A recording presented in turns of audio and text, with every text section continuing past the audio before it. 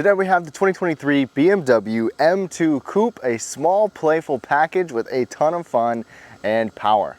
Today we're going to take a full detailed look at the exterior, the interior, get it out on the road for a test drive, and check everything out on this M2 Coupe. All right, y'all, let's take a look at this M2 Coupe. Now this thing looks real sharp and it definitely has a distinct look compared to that M4 I showed you not long ago. So first thing right up front, it's not nearly as polarizing with this front grille. I think this looks really nice. You've got the M2 logo on there, you've got the colors, you've got this black, like this glossy black grille that looks nice. You've got some huge vents down here as well, so you got a lot of airflow. You're gonna get LED headlights standard, daytime running lights as well, but we have the optional adaptive full LED lighting system here too, which also gives us an LED turn signal. Now this car has the carbon package. So we've got 19 and 20-inch wheels here, front and back, plus these light alloy wheels. You've got red M brake calipers. You're gonna have this Brooklyn gray paint. I think this all looks super nice together. This is a great looking coupe in my opinion. You've got a pretty good amount of aesthetic on here. You've got the rockers at the bottom. You've got a lot of fender in the front and the back. You've got a little spoiler on the back here as well. You're gonna get LED taillights here too. They look nice. They kind of have that same angular design of the vehicle. Plus this M-tuned quad tip exhaust down there. Now under the trunk here in this M2, this is actually more spacious than I expected. There's a little touchpad right up under there. When this opens up, it's not electronic or anything, but it opens up nice and easy, and you've got just over 13 cubic feet back here. This is bigger than I was expecting, and it's plenty of room for what most people are gonna need. It's fairly wide, it's fairly deep. It's got a decent size trunk opening right here as well. So to take a look at this key fob here, very similar to what we're used to. You've got the BMW logo right there to lock it. Otherwise, it's nice and slim, fits into your pocket well. And BMW has it set to where when you approach the vehicle, you can have it automatically unlock. And then you've got this handle. It's flush, but it does pop out, which is nice. So you can have a flush handle, but still have it, actually move mechanically. And then you can have it to where when you walk away, it will automatically lock. We've seen that with BMW before. It's just a nice little feature. Now climbing into the front seat right here, you've got a couple different options. So you can get one that's the Sensatec with Alcantara, or you can get leather. And take a look at these sport leather seats. So you've got the M2 branding on here. You've got, this looks like a literal gaming chair right here. This thing is just so bolstered. It's insane. You even have carbon fiber in between your legs. I mean, holy cow, you are supported in every way possible with all of these big bolsters. There's nothing wild about the adjustments. You've got your basic height and tilt and recline. No lumbar support, but you actually have a bolster adjustment. So that little button right there squeezes or loosens your bolsters. You will find memory settings over there on the door, and take a look at this pattern on here. This just looks really nice. And if you really drive this thing around aggressively, these seats will do a fantastic job holding you in your place. They will do their job 100%. They're a little bit firm for my taste, just for day-to-day driving. Even though they are still comfortable, there's no lumbar adjustment. And the little bolster in between the legs just isn't my favorite. I kind of like to move my legs around, and it's definitely a tight squeeze for me around the thighs. But you'll have to try them out for yourself. They're really nice looking seats overall, and they are heated. Now there's a second row. To get to the back seats, you can pull this little lever right there. That's on either side if you'd like, and it will electronically move out of the way to give you a decent opening to get back there.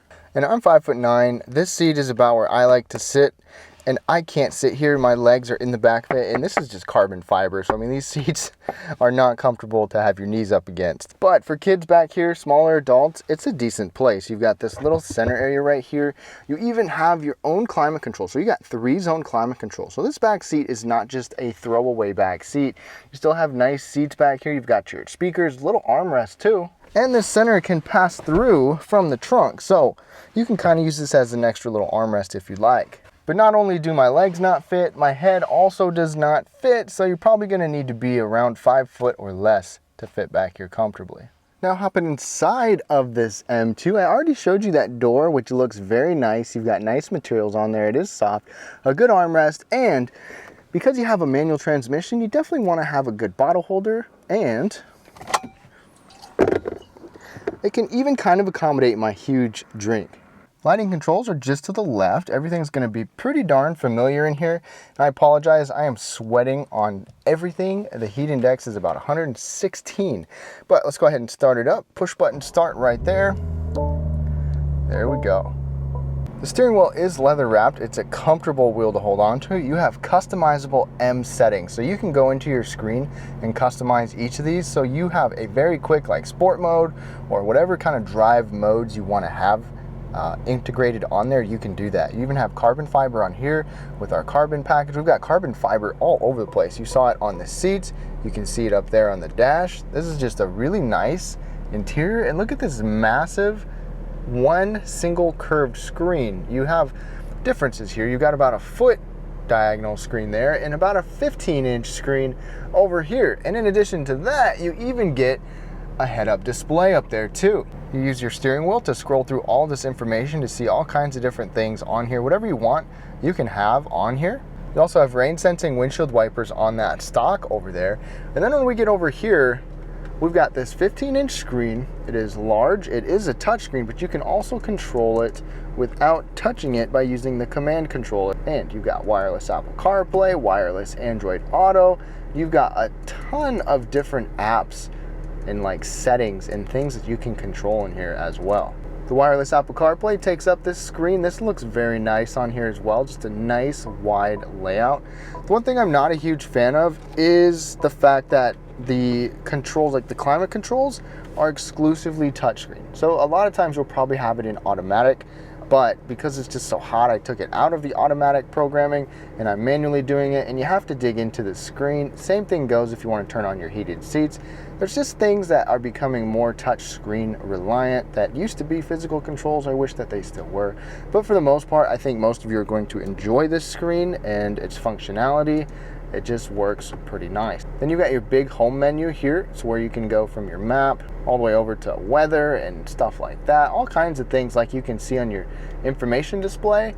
These widgets you can customize on here as well. Coming down, you will have some physical audio controls like a volume knob. You've got seeking buttons right there. You've got just your basically your defrost settings for your climate there. We will get a couple of bottle holders here and a plug with a little tiny tray up there. This tray is so small, it's basically just good for a key or coins, things like that. But these cup holders, it's just unfortunate, you know, it's crowded in here. Even like something like that doesn't fit because of this volume knob right here. Go over here and it's just not fitting in there well. Now you can still like throw this into, let's say, you know, like third or fifth gear, but even with that, it clunks into it in fifth gear with something like this. It's kind of annoying, but that just comes with having a small car. Now the throws on this 6-speed right here, this feels very nice. It's in a great spot. Reverse is all the way over and up. And you got this, so you got parking sensors on here, and we've got this nice camera with the dynamic lines on here too.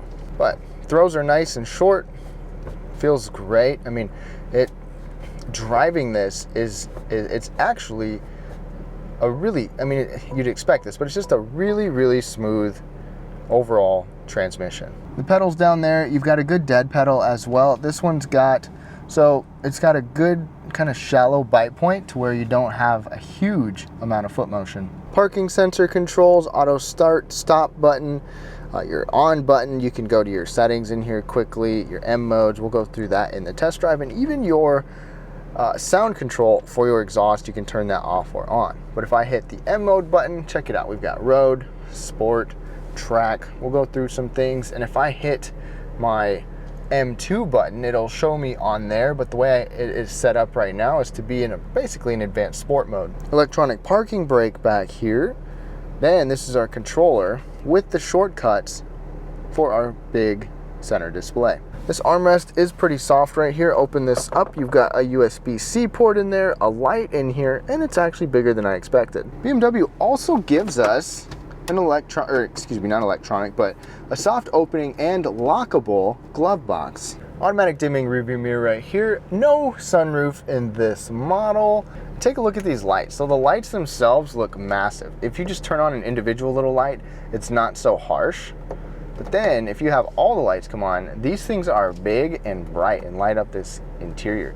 Plus you have these little tiny glow ambient lights in here and some more ambient lighting that does go around this cabin at night, which looks pretty good. Now under the hood of this M2 Coupe, BMW does not hold back. You still get their 3-liter twin turbo inline 6 engine here. And not only does this look good, this has good specs too. Under the hood here, you're going to get 453 horsepower, 406 pound-feet of torque, paired with either an 8-speed automatic or a 6-speed manual, and we have the 6-speed manual with this one. This also comes with the M-tuned exhaust, the M adaptive suspension, and you've got that sport differential in the back for rear-wheel drive fun. Miles per gallon, obviously not going to be great, even though it is a small car. 16 in the city, 24 highway, and 19 combined. All right, y'all, we are now behind the wheel of this M2 Coupe. So, super fun driving dynamics. I also love BMW for the fact that they allow you to put customizable drive modes on here where you can just click, and boom, you're in whatever customized mode you want for 2 different modes. You can also change your tachometer display with the M mode button down here. I have it in the sport mode now, where it kind of emphasizes more of a sporty look for everything, including that tachometer, which of course is going to be great when you've got the manual transmission. But overall drive mode right now, we're basically just in like the normal comfort mode, and we'll do a little driving with that and mix things up as we go. So, first impression of this M2 Coupe is that this manual transmission is smooth, the clutch feels nice, and even just in like a regular comfort mode, everything feels comfortable and smooth, but still like sporty. Like you feel like you can just rip in this car. You just let those RPMs get up a little bit and it's gonna start going in a hurry. One complaint that you saw that I had is if you do have drinks in those cup holders, they get in the way a little bit, just a little annoying. The steering wheel's nice and big and grippy, and this is with the comfort mode for steering. You've got a sport mode and a comfort mode. It's still responsive, but it's not lazy and loose. You know what I mean? It still feels good. Now, a note about ride comfort is it's going to be stiff. We have the adaptive M suspension though, so I mean you're going to get optimized damping depending on your situation. Right now we are in comfort mode. You also have sport and sport plus. I have this one geared to sport, this one geared to sport plus. We'll go through that once we get past this bridge and some corners here in a little bit. But just cruising through in 5th gear, 2,000 RPMs, get a little pedal, you wait a sec. Once the RPMs get going a tiny bit, you get some turbo boost there, and it comes out pretty hard once we get on it. I just put us in sport mode. We also have the M sound control on, so you can hear a little bit right now. Now it's off, on, off, on. So once we get really going, you'll be able to hear that pretty nice. So we are in M1 custom mode, which is basically sport mode here. Get us back into 2nd gear. Whew. You can hear that exhaust coming around there. Just, oh, it's so loud. Holding over 4,000 RPMs here.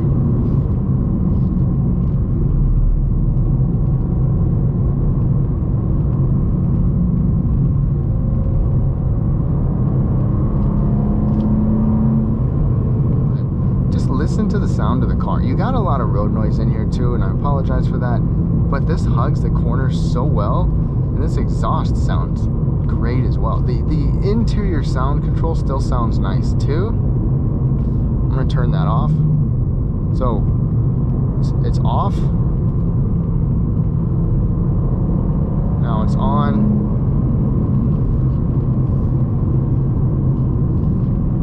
I'm gonna put us in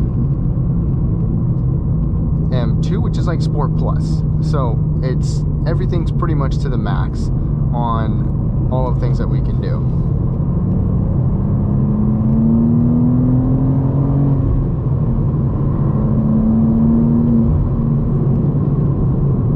Now this coupe is like a little rocket. No joke about that.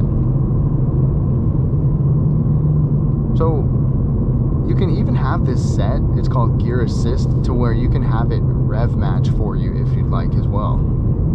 Just dropped it down into 3rd, automatically bumped up those RPMs. Now this car in particular does not have the adaptive cruise control. We do have a lane departure warning system, but most of you probably aren't going to be buying this car for that. That's for sure.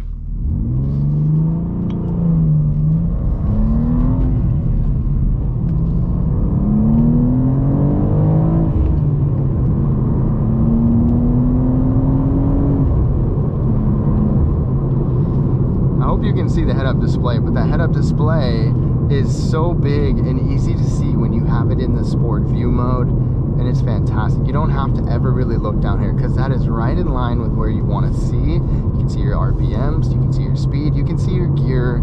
It's perfect.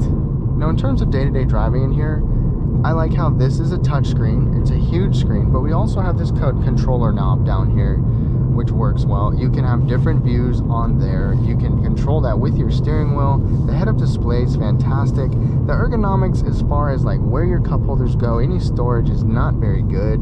And I'm personally pretty tight here. The thigh bolstering is a little too much for my likings. It's perfect for a car that you're gonna drive sporty in. So, I mean, I can't complain about it. It's just, you know, to me, it doesn't fit me that great, but I'd love to know what you think. Overall, a super fun car to drive. So to wrap things up on this M2 Coupe, it is super fun in a really small, playful package. It is kind of a heavy car considering its overall size, but that doesn't stop it from being really fun. You can get the manual, you can get nice technology on the inside. It looks good, it drives very well, and it is so fun that you can't really go wrong if you're looking for a small performance coupe like this. It's small is not to be taken lightly. This is definitely tight inside, even for somebody my size. So keep that in mind if you want to move up to something a little bit bigger like that M4. But I still really enjoyed my time with this M2 Coupe, and I hope you enjoyed this video. Thank you so much for watching, and have a great day.